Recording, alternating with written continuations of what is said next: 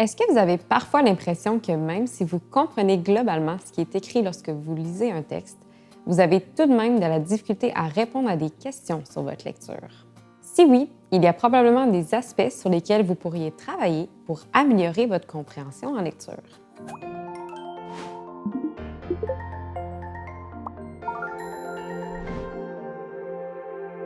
Bonjour, je suis Justine Diane-Simard et j'occupe la fonction d'orthopédagogue au sein de l'Institut des troubles d'apprentissage.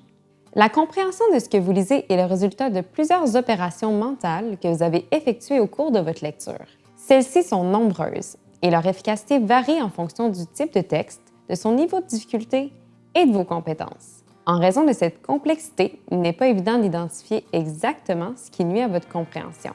En revanche, il existe des stratégies qui peuvent vous aider à mieux comprendre vos lectures et ainsi à vous sentir plus confiant devant un texte.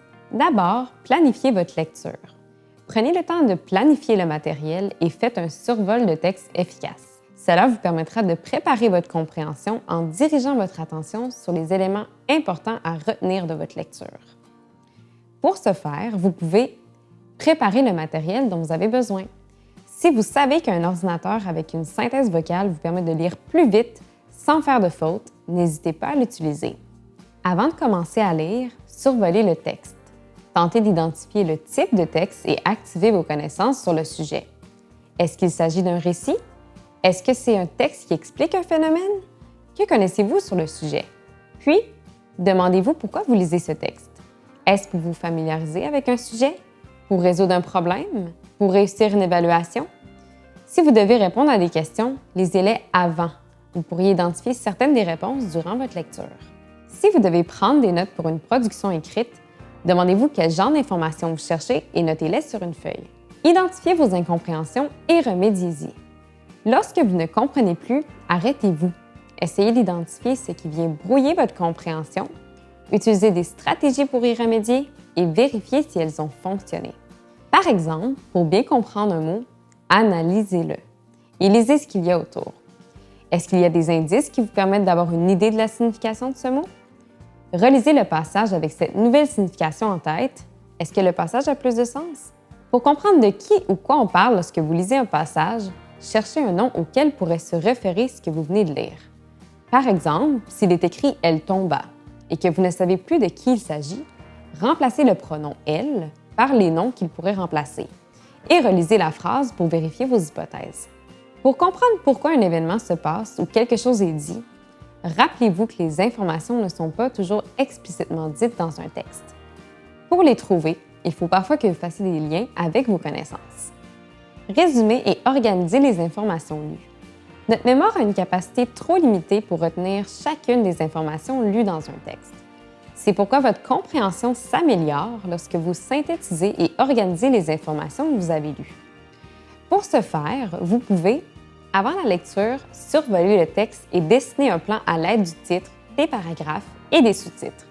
Par exemple, si c'est un texte qui parle de la grippe saisonnière, des causes, symptômes et traitements, vous pouvez faire 3 encadrés pour représenter chacun des thèmes. Pendant la lecture, essayez de résumer les paragraphes. Demandez-vous quel était le sujet du passage et l'intention de l'auteur. Par exemple, le sujet de ce paragraphe était la gravité des symptômes. L'intention était de dire que, mis à part certaines personnes vulnérables, la plupart s'en sortent sans grande complication. Après la lecture, vérifiez et apportez les corrections nécessaires à votre plan et au résumé que vous avez rédigé. Est-ce qu'il y a des incohérences? Est-ce qu'il y a des paragraphes que vous avez moins bien compris?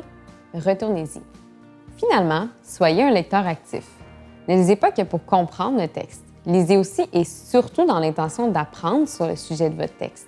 En effet, lorsque vous lisez, faites des liens avec ce que vous avez déjà appris, vu ou entendu. Cela vous permettra de mieux encoder les nouvelles informations.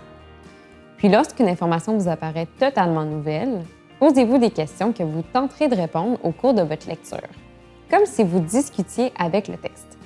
Surtout, lisez pour le plaisir.